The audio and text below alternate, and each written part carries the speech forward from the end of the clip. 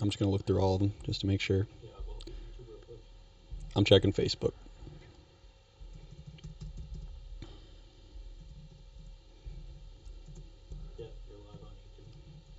Okay.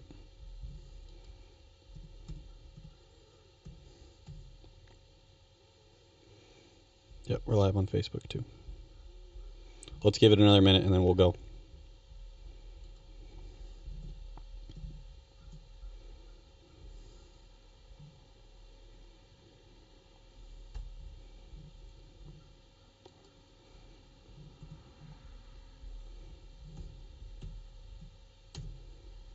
Okay.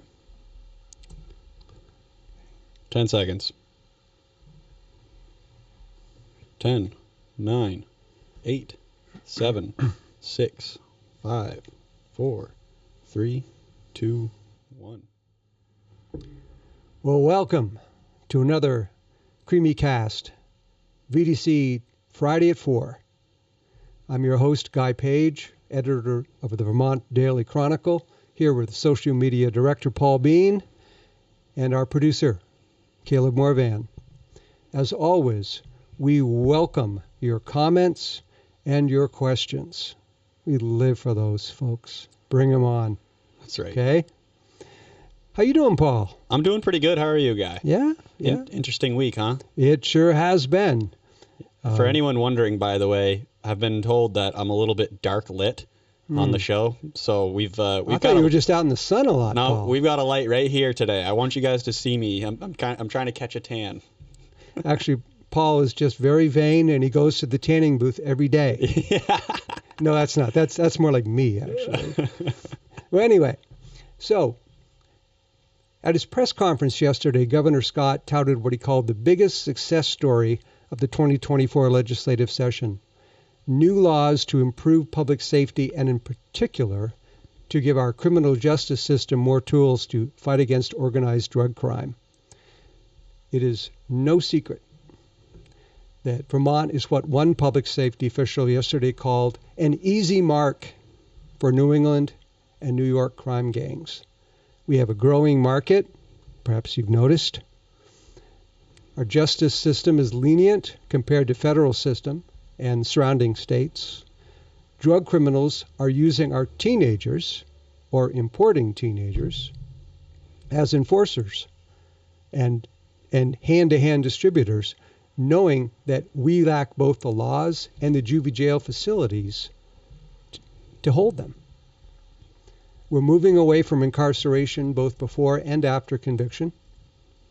Thanks to repeat offenders and the COVID crash, our court system is backed up like O'Hare Airport on Christmas Eve. Mm-hmm. So,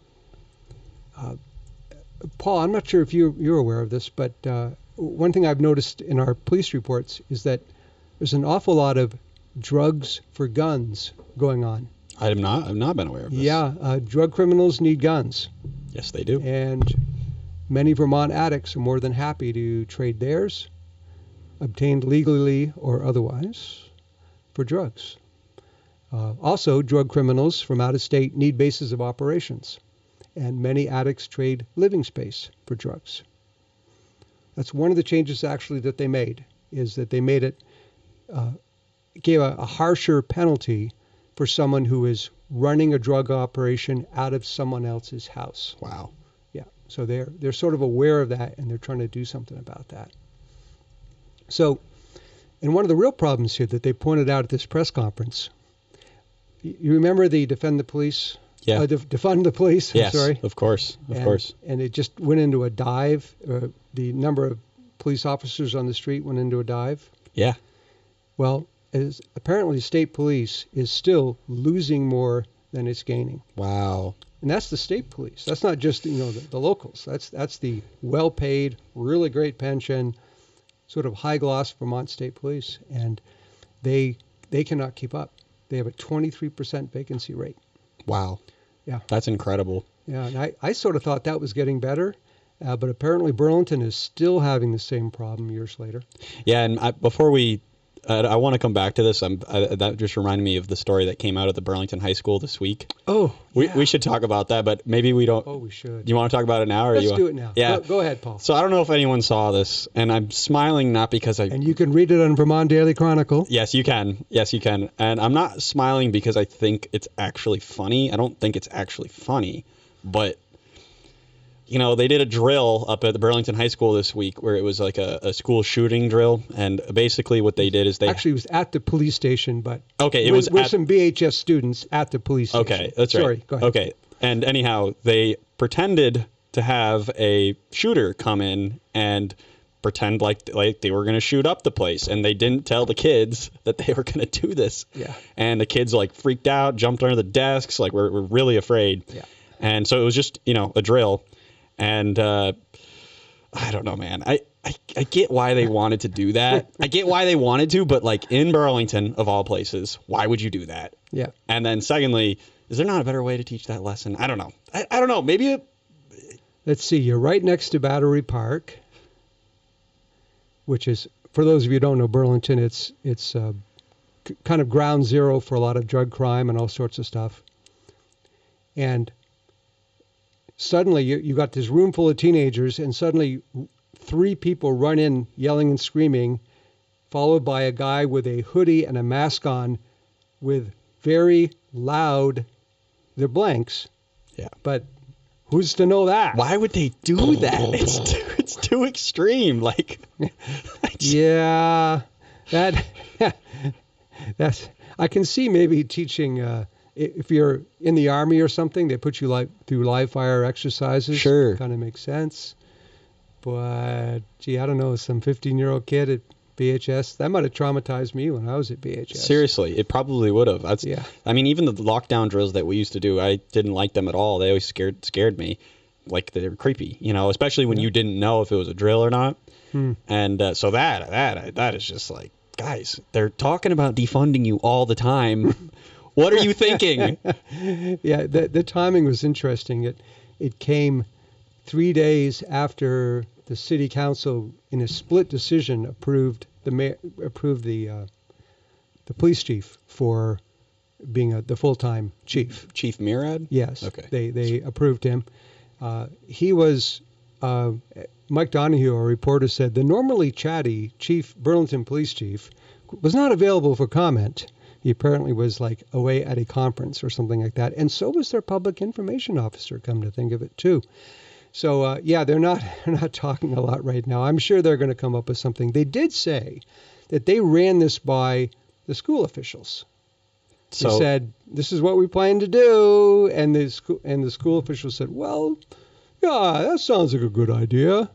And so they at least say they had buy-in from the schools. Those poor kids in Burlington. I feel like they just catch so much of the culture war, man. Yeah. They really do. I feel bad for them. I was made the joke too. I don't know if anyone see the movie Super Troopers, but did they get the idea from Farva? I mean, just throwing that out there for anybody who knows that movie. But anyhow, back to the more important news. Well, I guess. But thanks, Paul. Yeah. I'm glad you brought that up. Yeah, I thought it was kind of relevant. Yeah. So we do have this, the police have fewer cops. The other side doesn't have the same problem with foot soldiers. They have an unending supply. Definitely a police staffing problem. In fact, Vermont State Police Colonel Matthew Birmingham showed up at the press conference yesterday, and he described sort of what's happening, the out-of-state organized crime, starting with Mexican drug cartels selling fentanyl made with chemicals obtained from China. They focus on demand reduction. We cannot forget about that, because that's what's driving the economics of drug trade. And law enforcement will continue to focus on supply chain. These are very dangerous groups that are operating around the country, starting with the drug cartel in Mexico. We work very closely with our federal partners. There are many federal agencies that work on this issue nationwide. They are moving a tremendous amount of fentanyl and heroin, and now there's dilazine as part of the mix. These are incredibly dangerous and deadly drugs. And law enforcement will continue to work on the supply side. But I have to reiterate it, and you're seeing it across the state,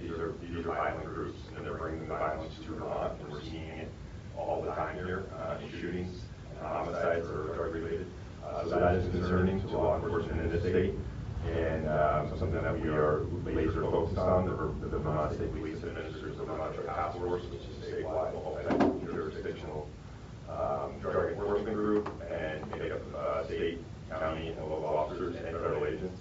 And they are laser focused on bringing the suppliers and the supply chain and the people who are profiting on this and preying on victims to justice. So it's good to see some of the gaps that are talking about being closed in the criminal statute. So that's all. Everybody. I know we've had some issues with the audio on the files like that before, so if there was anything that was wrong, please write it in the comments. I want to hear it. But anyhow, Guy. Thank you. Yeah. So the good news here is that Montpelier is not just ignoring this problem. They really have done some things that they hope, they're not sure, but they hope they're going to work. The executive branch and the legislature worked together this year to give the judiciary quite a few new tools to get tough on drug dealers. For starters, they got rid of the $200 cap on bail. Judges may now set bail and more bail for failure to appear in court. Until now, you really could only set bail if someone was a flight risk. And if the judge agreed or the lawyer said, well, they're really not a flight risk unless they were violent, specifically a violent crime, you really couldn't set bail, at least above the 200 for most crimes. And so that was a real problem. I wouldn't even call it a loophole. That was a gaping drive a truck through kind of hole. So judges may now impose bail for failure to appear. They can impose other conditions. The legislature has, in one of these new laws, has created the Home Detention Program, capital H, capital D, capital P, Home Detention Program, which is, I quote, designed to provide an alternative to incarceration and reduce the number of detainees at Vermont correctional facilities by accommodating defendants who would otherwise be incarcerated or pose a significant risk to public safety. So that's kind of, splitting the baby in some ways, I guess. It says, well, we're not actually going to hold you in jail, but we're not going to just give you a piece of paper and say, show up for your next court date, please. You will be required to be in detention in your own home. Remember how much fun detention was, Paul? Oh, I loved it. It was great. Believe it or not, I spent many afternoons in detention. Oh, I'm shocked. Yeah. Caleb never was, though. He was always a good little kid. I don't know about that. I got my first detention like a week before I graduated as a senior. And I'm thinking, is this Mickey Mouse or what? Here I am a week from getting out of this place, and they nail me for leaving school 5 minutes early or something. Well, anyway, at least that's how I remember. You're still mad about it. Yeah. And the guy's probably dead by now, so he can't defend himself. Anyway, so anyway, they were saying at this press they said, and if you don't stay in your home or do whatever, there will be consequences, immediate consequences. I said, what consequences? And they were a little vague on some of that. I'm sure they do have a bigger tool bag than they used to. But the bottom line is they're not really thinking incarceration. They believe that prompt court dates, swift adjudication itself will really kind of discourage the scofflaws and will help the criminal justice system work better. As one official said, I've mentioned before, they're hoping to make it so that, quote, we're not an easy mark here in Vermont. But just that recognition that, yeah, actually, we're an easy mark. They say that the first steps to progress is admitting you have a problem. Yeah. Well, at least they're admitting there's a problem. It is a problem here. It seems because there's just like general lawlessness almost, especially for criminals, right? Like it seems like criminals seem to get just away with everything and anything. Meanwhile, a lot of the, good old American people, they seem to be held to the standard that everyone else used to be held to. And we're not seeing that in Vermont, and we're especially not seeing it in Burlington. And it's concerning for a lot of us. I'm glad that they're at least starting to really address the problem. Yeah, we do have some comments. So Timothy Page writes, yet the state won't let hotel owners kick out the people they know are dealing drugs so long as they're on the homeless hotel program. I didn't know that. That is a problem. I've known people who are in that program, and it really is sort of tragic because you have folks who are, generally trying to work hard. They're sober. Maybe they're on disability. The housing situation is so awful in Vermont. Yeah. So you can almost say, maybe that's what the homeless program is for. Living right next door to them, some bozo who's selling drugs out of his place, and you just wonder why in the world, with a housing shortage, why are these guys still here? Yeah. And Deep Waters, I have no idea. Well, it amazes me how they've, honestly, it amazes me how they've figured this out and worked their way into the system and abuse it. I mean, it takes work, time, effort, energy to find that out, and they're really good at it. And they're kind of like scammers. It reminds me of that. Like the scammers and people like this, instead of putting your life force and energy and creativeness into, being a positive member of society, adding to the world, making the world better, they've figured out how to just take ultimately. But it takes. But my point is it takes a lot of energy to find yourself in that position. So how are they why not just use your energy in a different way? But anyway, that's a completely different. That you put your finger on something really profound there, Paul. I know. I know. The reason I say that is somebody. I've been scammed before by somebody who was putting a lot of time and energy into making the scam happen. And I'm like, dude, you actually are talented. Why not? Right. Do something with that instead of just scamming people. You could do something valuable. We do have some more comments. Very good. Timothy Page writes, he's putting in good comments today, i.e. house arrest, make the defendants pay for their own food. Roger Bush Bouchard writes, hi guy, exclamation point. Well, hi, Roger. Wizard writes, I've seen the police unable to address crime in Montpelier. Their authority has been stripped by the city council. If you wouldn't mind adding some context to that, that would be great. And I'm not saying I don't believe you, but do you know anything about that? What I have heard that there is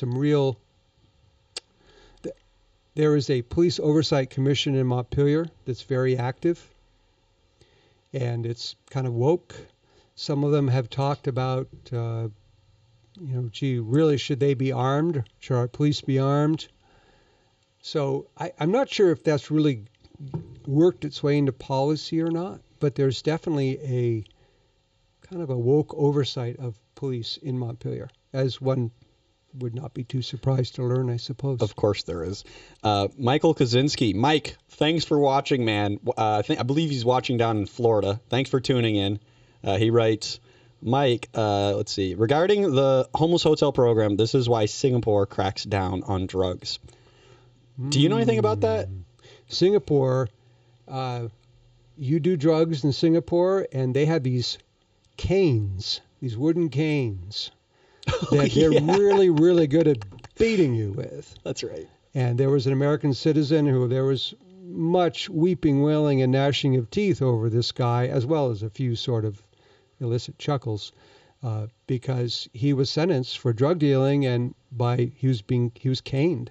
That's what it's called, caning. I think so. Yeah, Mike and I have. I'm really glad that you wrote in, Mike, because he and I have had extensive conversations on whether or not that's something we should be doing in the United States, and I don't know. I can't. I don't know. I don't want to say anything on air to justify this. Yes, this is a good idea. I want this, because I'd have to think about it a little bit more. I don't know. Seems a little barbaric. I do know that former President Trump and presidential nominee Trump has said he recommends the death penalty for high-level drug dealers. Wow.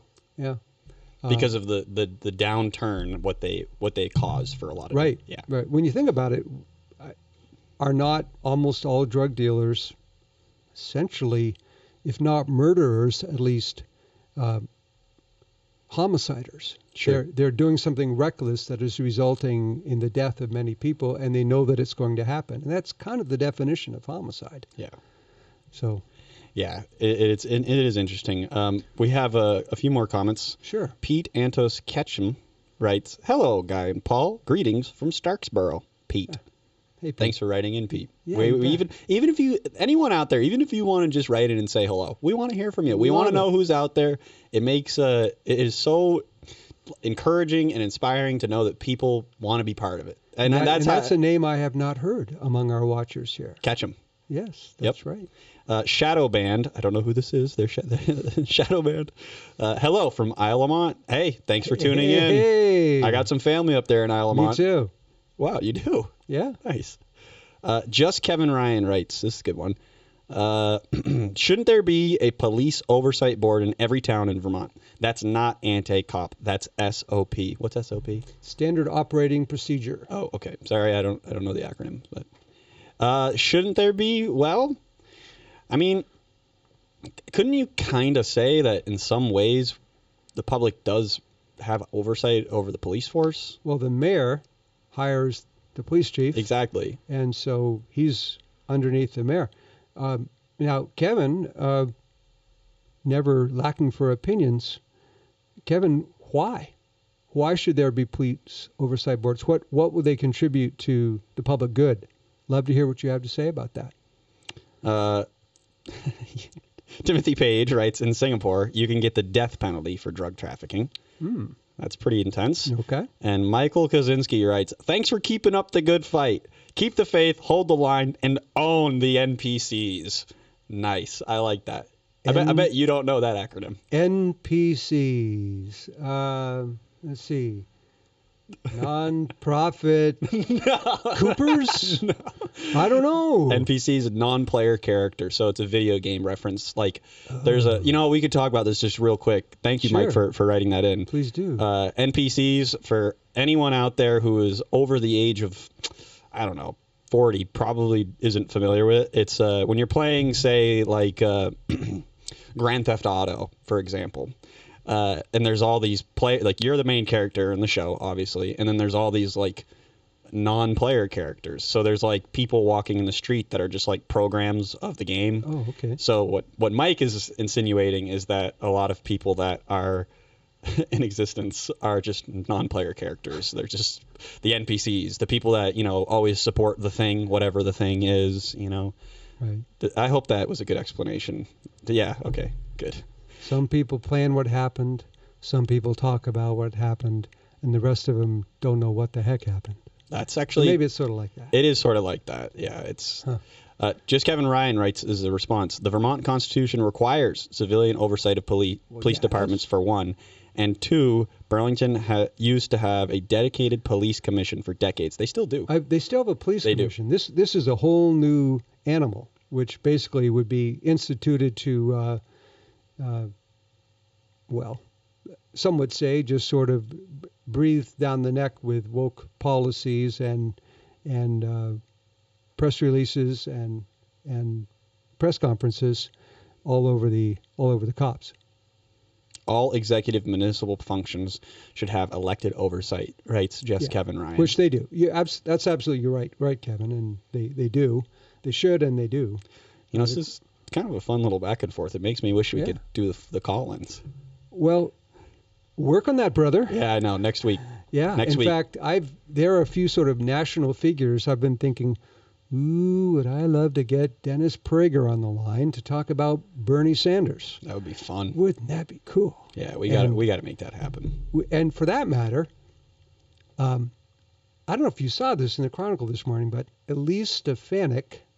Representative Elise Stefanik represents all of New York State in Congress that has a border with Vermont. Okay. From the border down to mid-level Massachusetts. Okay. The other side of Vermont is her district. She's on the short list for vice president. Is she really? She is. Wow. And a strong Trump supporter. And I've been thinking, is it possible with the fact that in New York you have more Jews, more blacks, and more Hispanics, traditionally strong ethnic groups voting Democrat? There's no doubt that there will be a higher proportion of those groups voting for Trump this year. Would Stefanik, who represents about 1/5 of the land area of New York State, that would be incredible. That would be an awesome thing. Could New York possibly swing Republican and Trump? I don't know. Well, let's just put it out there to everybody listening. I think I heard it was maybe Brady Farkas talking on WDEV about this. Great announcer, by the way. Yes, he is. Yeah. They do it. He does a really nice job with his show. But anyway, I heard him talking about it. You're only a few phone numbers away from pretty much anybody in the world, and it's actually true. I mean, I've experienced in my life situations like this. So we're putting it out to you all. We want to have some guests on. We want to get out into the broader world. Obviously, we were going to stay focused on Vermont. That's what we do here, especially on VDC TV. However, we think that we'd love to grow the audience, and we know that there's people out there that want to see that happen too. So if you have any interesting guests, or maybe you have a phone number of a phone number of a phone number, let us know, because we definitely want to get there. We're working on the production to get it up to speed so we can really put on a nice show and have people that are interesting and have something to offer. And I think we've had good guests so far, but we want to keep that going. So just put it out there. Yeah, great. I agree. So what else is the legislature doing? Not to get back to our perhaps now sort of humdrum subject, but it's not. It's not. What else is the legislature doing on public safety? Well, they created, I think it was 15 or 20 new deputy state's attorney positions, because they've got this huge backlog due to catch and release, due to COVID, and due to the humongous increase in drug crimes. So when I heard that, though, I thought, Sarah George, the Chittenden County prosecutor who has made catch and release a fine art, she was once a deputy state's attorney. Would we be hiring like 15 or 20 more Sarah Georges? In fact, I asked John Campbell at the press conference yesterday, who's the head of the sheriff's and state's attorney's office. I said, how are you going to make sure that they're not, pardon me for asking this, clones of Sarah George who basically don't want to incarcerate someone anyway? Is that what you said? I did ask him that. Yes, it was perhaps not the most tactful question I've ever asked at a press conference, and there was a little bit of an eye roll. But I think it's a good question. And basically, what he said was, look, we need them, and they will be prioritizing drug crime and the whole catch and release epidemic. That's why they're being hired.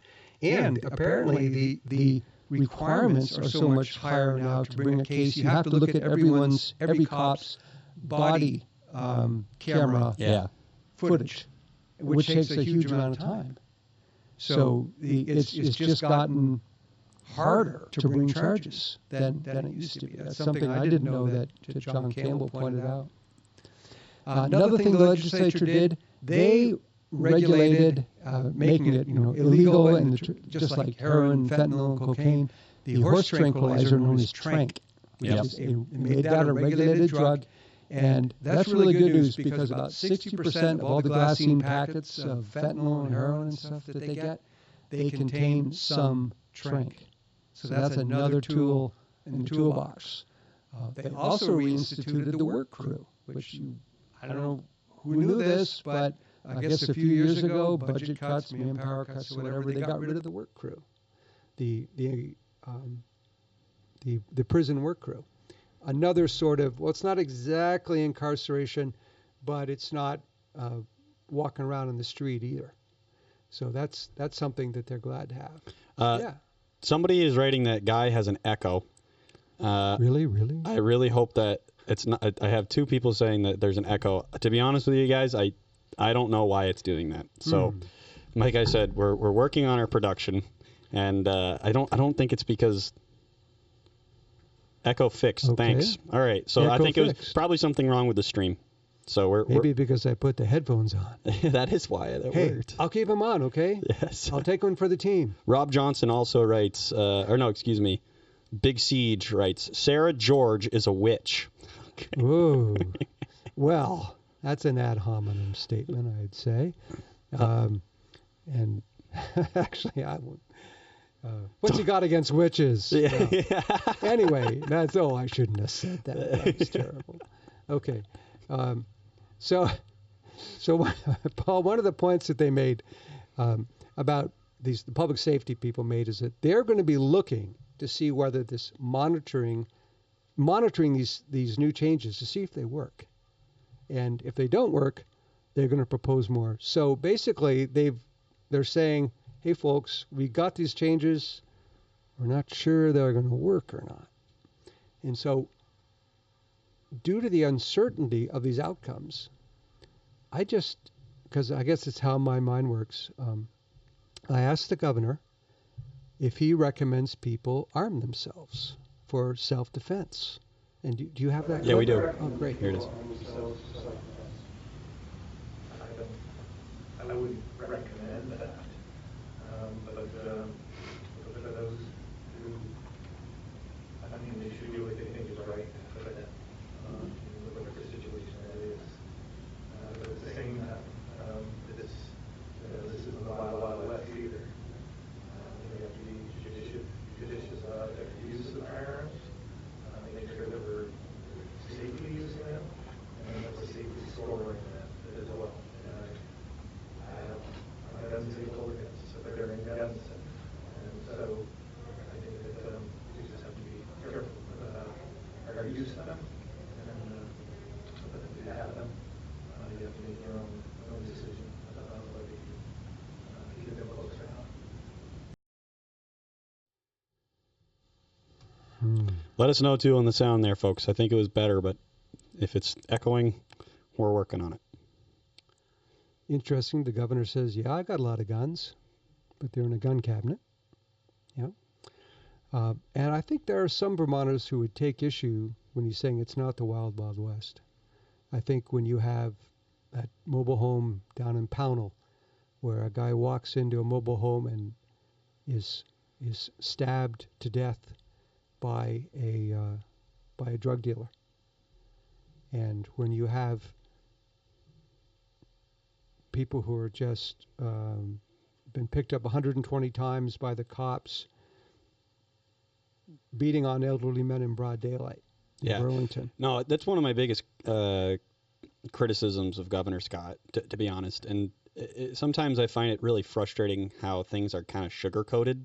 Like, oh, it's not the wild, wild west. It's like, well, it kind of is. Like we were just talking about. I mean, criminals are literally able to get away with pretty much anything, and then they don't get prosecuted. I know that you guys are working on that. I'm not saying that you're not working on it. But let's just be honest with the people. I'm not asking you to fearmonger. I don't think anyone's asking you to, embellish or try to invoke some type of chaos. But to say that it's not the wild, wild west, it's just like it is comparable. Yeah. Yeah. And hopefully we can all evade it. And speaking of carrying guns, the Secretary of State just made clear what a new law, which I was not really aware of this. This was so bizarre. Yeah, that you can't carry at the polls. You can't even, carrying a gun is legal anywhere in Vermont, but apparently not now at the polls. In federal buildings, you can't, even though there was a lower court decision that sort of said, well, actually you can, but the post office is saying, no, you can't carry here. And up in Derby yesterday, a fellow was trying to comply with this law, and he takes his gun out of his holster, and when he's right outside the post office, and he drops the gun, and it goes off, and no one was hurt. But that wouldn't have happened if the guy had the gun in his holster. It really is the wild, wild west. Yeah. It's like it's just sort of wonder. Yeah. Dun dun dun dun dun dun dun dun dun dun. You guys probably never watched that show, did you? I mean, it didn't sound like Bonanza to me or Gunsmoke. Did you ever see the Wild Wild West? No. Oh, No. Robert Conrad? No. Are you kidding? The two big westerns I watched, Gunsmoke and Bonanza. I grew up watching those like every night. But other than that, I didn't see many. They did a remake of it with Will Smith. Oh, actually. really? Yes. And Kevin Kline. It was 10 years ago. It wasn't very good. Anyway, Paul, do we have any more comments? Yeah, we do. So just Kevin Ryan, not to be mistaken with multiple... Never mind. Just Kevin Ryan writes, for the Vermont State Police and UVM to discipline an officer, the state legislature needs to act. Life passing a law. Okay. I think he meant like passing a law. Okay. Yep, that makes more sense. Kevin, are you saying you're not Jamie Madrox, the multiple man? That's another comic. Kevin is the comic book king of trivia. Really? And so he would know who Jamie Madrox is, and that he's the multiple man. That's awesome. Anyway, yes. He also writes, Burlington's Police Commission used to have firing authority. Now, they are now only adversary. In most cases, a select board would fill this function. I see what they're saying. Okay. So you can't just, they don't have the ability to fire and hire police. Okay. And that's the chief and the mayor. Mike Kaczynski wrote, each team of cops should have a trained social worker to deal with people with mental illnesses. You know, there might be some validity to that. I think that there's times when it calls for, enforcement of the law, which takes brute force, unfortunately, a lot of times. But then there's also cases where, people actually genuinely need help. Even though they might be breaking some law, they might be doing something they really should not be doing, or, once again, they're stuck in a really terrible situation. That might be valid. And I'm not saying I think it's a good idea. I think it is too. That's probably one of the few really good things to come out of the whole defund the police movement, is that some of the folks, the defunders, saying, look, we need more social workers and fewer cops with guns. I'm not sure about the fewer cops with guns, but boy, yes, even the cops will tell you, absolutely, bring them on. Just make sure that they're available, because they're not always available. And they're ready, too, for what they're going to have to deal with, which I think a lot of them are. Just Kevin Ryan writes, Wild Wild West is one of the greatest shows ever made. All right, Kevin. And he also writes, Michael Dunn as Migueluto Loveless. Yes. Yep. And he also said, there's 6 Kevin Ryans in Vermont alone. So, yes, no nickname, just Kevin Ryan. I get it now. Oh, all right. Now we know. Well, thanks for writing in, Kevin. Very much. Yes. Well, any other comments there, Paul? Nope, that's it. Yeah, there's one. All right. It's from Timothy Page. All right, bring it on. He says, it shouldn't have gone off from being dropped, not if it's in good order. And he's absolutely correct about that. I was just thinking before we moved on from that subject, I'm like, why was the gun loaded and cocked and ready to go? I mean, I guess I don't know what kind of gun it was, but... Yep. You didn't have the safety on? Like, what? Yeah. Good point. I know a lot of people that carry, and they do so pretty safely from what I've seen for the most part. Yeah. I'm not going to obviously name any names. I've seen some stupid stuff too. I'm not somebody who, I think you should absolutely carry if you want to. I don't, never have. I probably never will. But I think it's absolutely. And another thing, before we move on from it too, the Secretary of State putting that out, I thought that was so weird. It was such a random thing to then just say, like, this is a problem. Why now? Well, she was announcing a few other things about the primary election. She was announcing some of the candidates coming up for the August 13th, because the filing deadline had just passed. So she was sort of doing some housekeeping stuff, but including in that, remember, folks, don't bring your guns. I thought it was a little strange, but anyhow. So we're out of comments. I don't know if you have anything else you want to talk about, Guy. Not really. I think this is a good place to wrap it up. Yeah. I also just want to say, as a quick plug, Beans Creamees is open this week. Yes. Of course, I'm open this weekend from 12 to 9. And I'm starting to do what's called the Bean Bowl. So you're going to have a choice of crumbled Oreo cookies or crumbled Chips Ahoy with whipped cream, hot fudge, and a cherry on top. So That sounds pretty decadent to me. well, I'm trying to, broaden my horizons. Good. I'm trying to, because it's really cool. Great, I have a creaming machine. Well, what else can I do with a creaming machine? Absolutely. There's a lot you can do with just yeah. a creaming machine. So Yeah. we're gonna get creative with it, and a couple other things I'm gonna maybe save to announce. But I think I'll just say it now. We're gonna start doing on Wednesdays, Creemees and Cars. So if you come on down to the old Bean Chevrolet building here in Northfield, cool. we're going to have, there's going to be a couple car clubs that I'm working with and trying to get this ball rolling. And we just want to see as many cool cars and motorcycles and just people out enjoying the summer, having a good time on Wednesday evenings, What a perfect place for that. Right, isn't it? It's like it's like there's no better place for it. Right before we came on the air, there was someone out there with a 1975 ragtop Chevy Caprice. Yep. Oh, what a gorgeous ride.